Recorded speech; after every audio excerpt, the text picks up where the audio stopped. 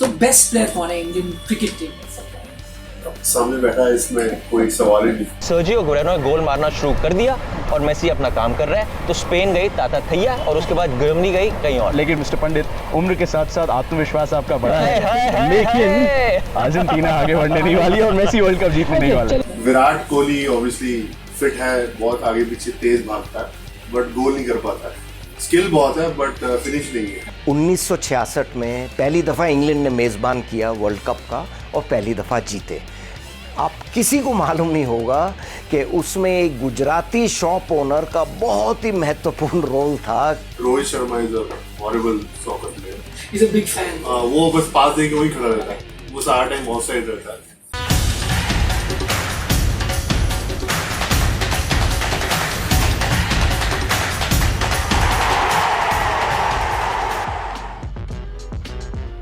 Messi number 10, ये भी Messi number 10। वैसे नाम और नंबर से तो लगता है ये दोनों एक ही खिलाड़ी हैं, लेकिन लोग कहते हैं ये बिल्कुल अलग है, क्योंकि ये वाला जो मेसी है ना, जो ये जर्सी पहनता है, उसने हर ट्रॉफी जीती है।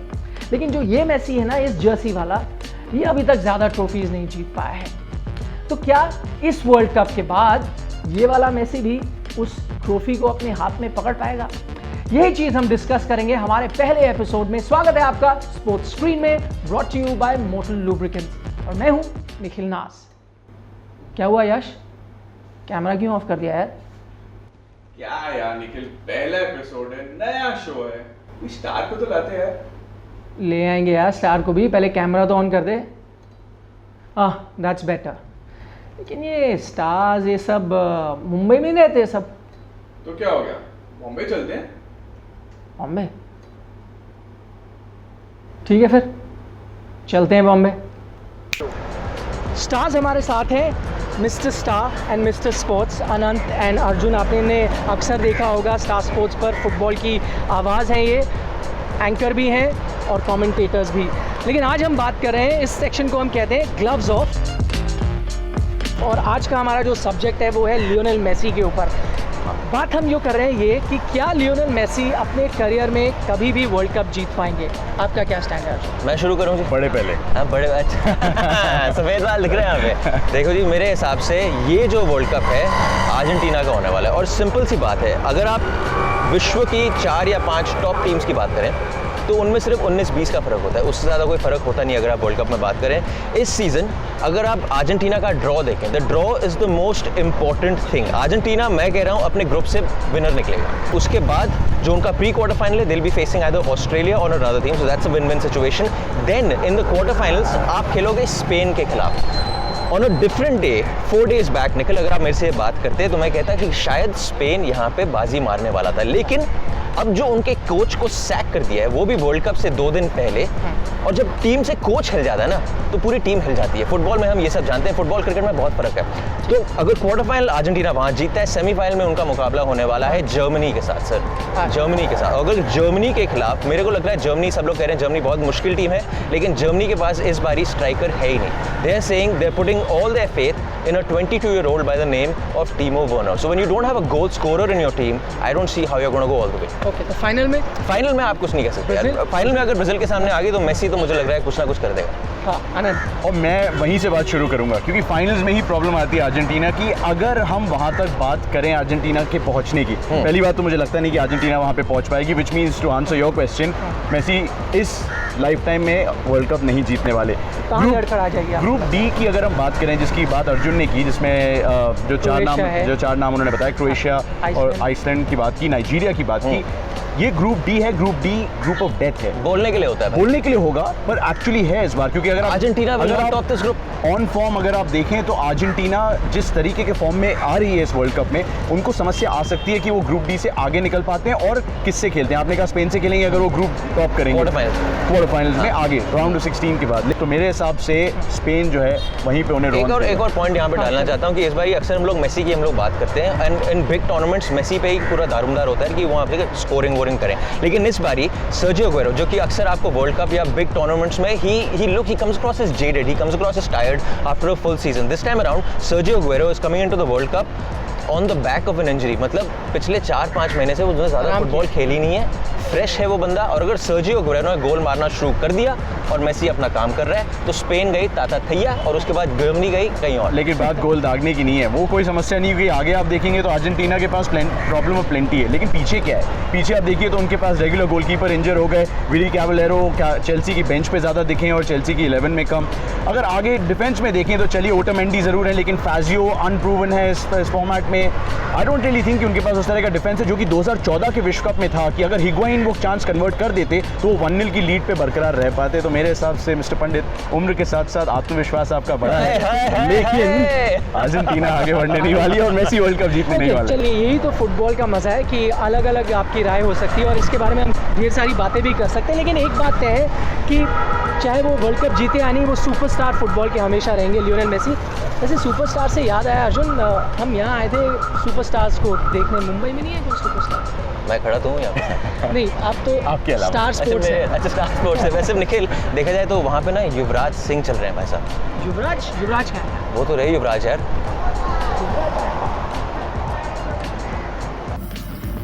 तो हमारे साथ हैं युवराज सिंह। आप अगर क्रिकेट मैदान पर इनको देखते हैं तो जानते हैं क्रिकेट के लेजेंड है, लेकिन अगर आप इंस्टाग्राम और सोशल मीडिया पे फॉलो करते हैं तो आपको पता होगा ये मैनचेस्टर यूनाइटेड के फैन है, फुटबॉल के फैन है। तो फुटबॉल का कीड़ा कब आ रहा है?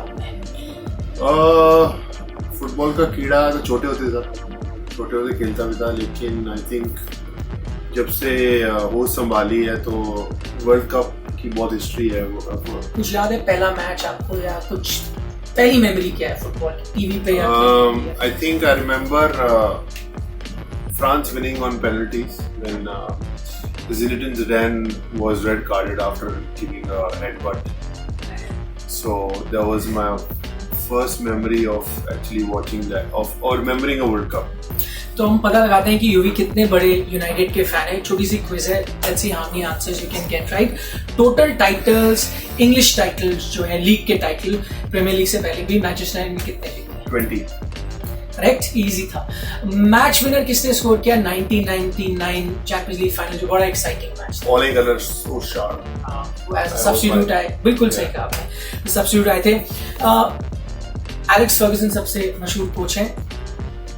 मैनचेस्टर यूनाइटेड में आने से पहले किस टीम के? Aberdeen. तैयारी करके आए हैं आप, ठीक है। तैयारी वाली क्या बात है, फॉलो करते हैं।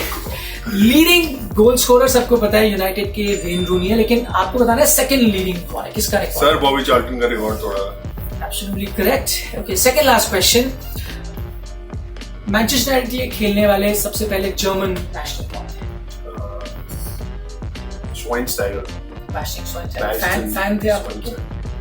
मैं उनका ज्यादा बड़ा फैन बन गया जब वो मैनचेस्टर यूनाइटेड के लिए खेले, तो I think and Germany won the world cup that year when he after that he moved to Man United, so yeah I followed him a lot after that. Okay, और आखिरी सवाल, let's see if you can get 100 out of 100। Before Man United को Man United कहा जाता था, उससे पहले उनका कुछ और नाम था। Newton Heath.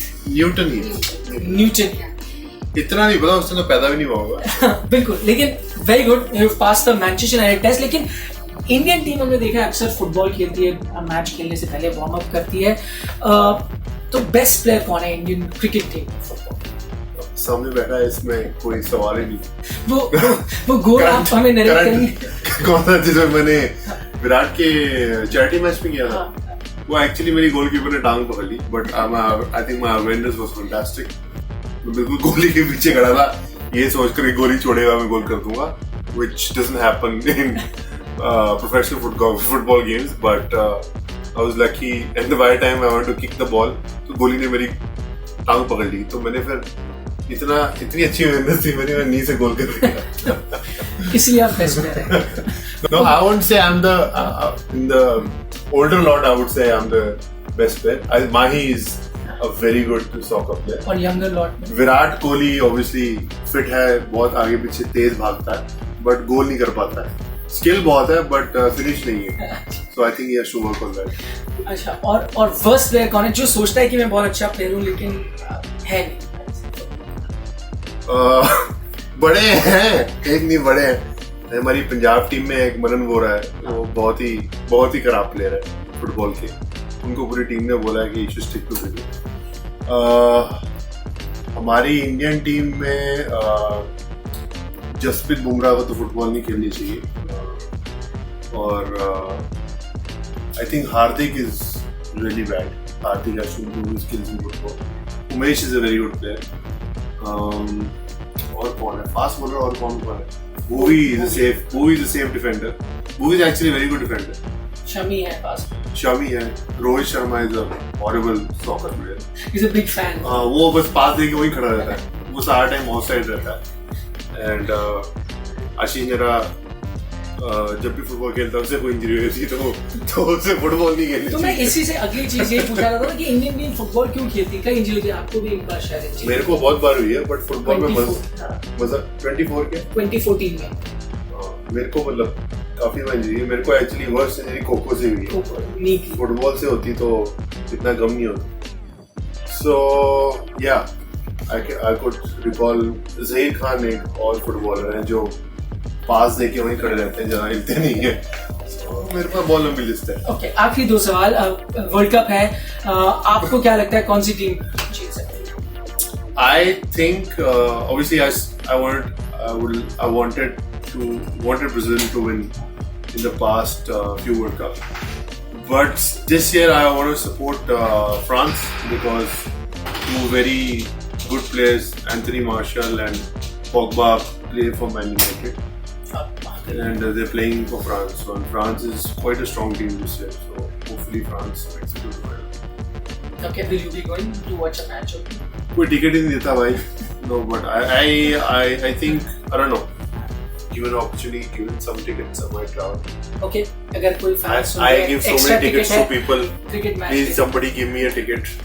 For a football match and we'll be there. Yuvi, thanks so much for talking to us and all the best. She's very all the best.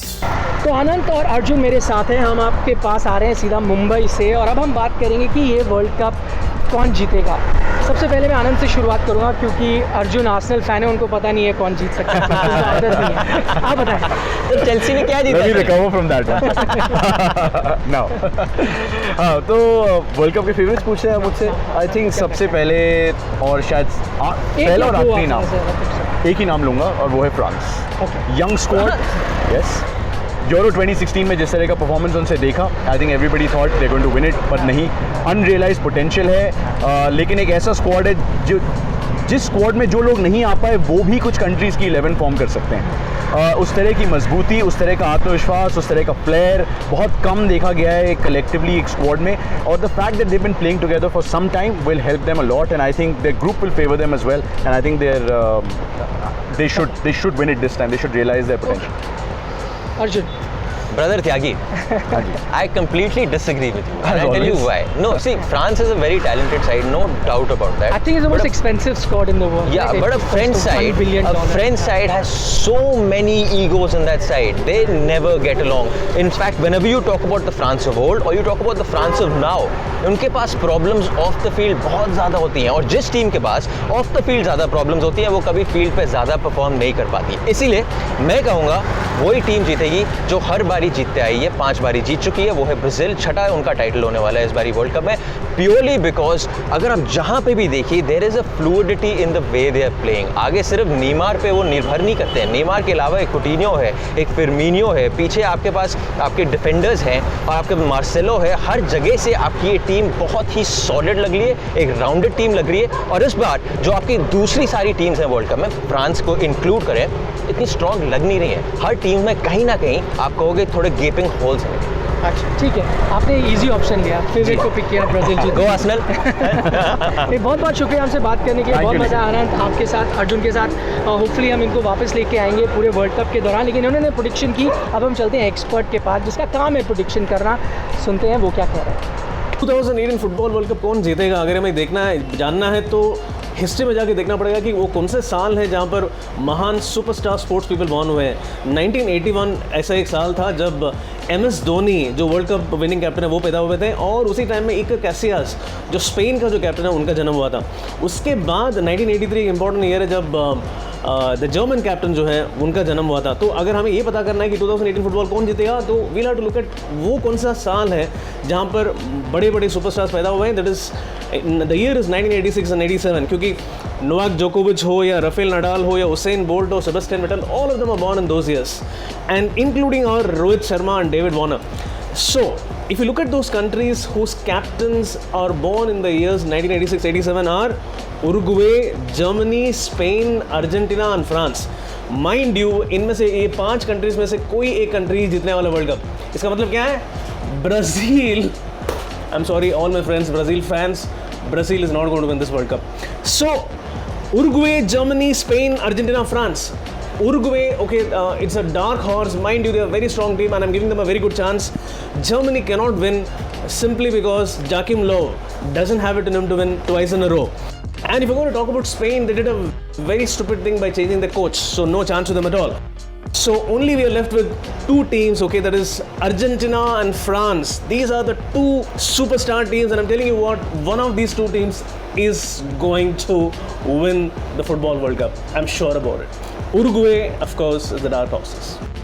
अब हम मेसी के बारे में कितनी भी बात कर रहे हैं, फैक्ट ऑफ द मैटर तो ये है, या हम दिल्ली में बैठे हैं मुंबई में, तो अब हम आपको लेके चलते हैं एक ऐसे इंसान के पास, ग्लोब ट्रॉटर है वो, हमारे दोस्त सिद्धार्थ आने, जो मेसी को लाइव देख रहे हैं रशिया में। इस सेगमेंट को हम कहते हैं from Russia with love. I'm one of the, I think, consider myself lucky to be an Indian that has had the opportunity to watch Messi live, Messi को in the flesh stadium में live देखना। हिंदुस्तान जब वो आए थे कलकत्ता में, जब उन्होंने वेनेजुएला के अगेंस्ट मैच खेला था, तब भी देख पाया था, और ऑल्सो बार्सिलोना के लिए जब वो खेले हैं और अर्जेंटीना के लिए खेले हैं पिछले वर्ल्ड कप में। तो मेरी ये सोच है कि मेसी के लिए शायद ये आखिरी मौका है वर्ल्ड कप जीतने का, of course as we all know and have been discussing. So there is a bit of urgency, a bit of desperation, almost at least that was visible. और जहाँ तक रशिया रूस का सवाल है, इस वक्त मैं काज़ान में खड़ा हूँ, सिटी सेंटर के पास। आप देख सकते हैं आज काफ़ी अच्छा दिन है, धूप निकली हुई है, मौसम टी शर्ट का मौसम है। वैसे आपको बताऊं, ये सिद्धांत जो है ना, बहुत ही बड़े फुटबॉल फैन है, लेकिन अब हम आपको मिलाते हैं एक ऐसे शख्स से जिनके फैंस फुटबॉल फैंस हैं, the grand old man of Indian football, Novy Kapadia, और ये लेके आए हैं हमारे लिए एक बहुत ही इंटरेस्टिंग स्टोरी। 1966 में पहली दफ़ा इंग्लैंड ने मेज़बान किया वर्ल्ड कप का और पहली दफ़ा जीते। आप किसी को मालूम नहीं होगा कि उसमें एक गुजराती शॉप ओनर का बहुत ही महत्वपूर्ण रोल था। गॉर्डन बैंक्स, जो इंग्लैंड के लाजवाब गोलकीपर है, दुनिया के सबसे शानदार गोलकीपरों में गिने जाते, उनकी एक क्या कहते हैं, हैबिट था, सुपरस्टिशन था कि बीच नट गम खाते थे और फिर थोड़ा उसका गम, उस समय कोई ग्लव्स तो नहीं पहनते थे गोलकीपर, उसका जो गम को अपने हाथों पे वो लगाते थे कि ग्रिपिंग अच्छी हो। सेमीफाइनल था पोर्चुगल के साथ, जो यूसेबियो गोली की तरह शॉट मारते थे, उसके सामने वो अपना गम लाने भूल गए। एल्फ रैम्जी बहुत गुस्से हुए ड्रेसिंग रूम में, तो जैक चार्ल्टन ने बोला, जब हम बस में आ रहे थे, एक ये इंडियन शॉप थी, लग रहा है गुजराती की शॉप थी, कॉर्नर शॉप तब इंग्लैंड में होते थे तो गुजरातियों के पास थे, उनका हमेशा होता था कि भाई हम उन्हें तो काम करवूँ, हमें खेल चालतू रहे, हमें तो काम करिए। तो हैरल्ड शेपर्डसन जो ट्रेनर थे, उनको भागते हुए भेजा कि वहाँ से बीच नट गम लाओ।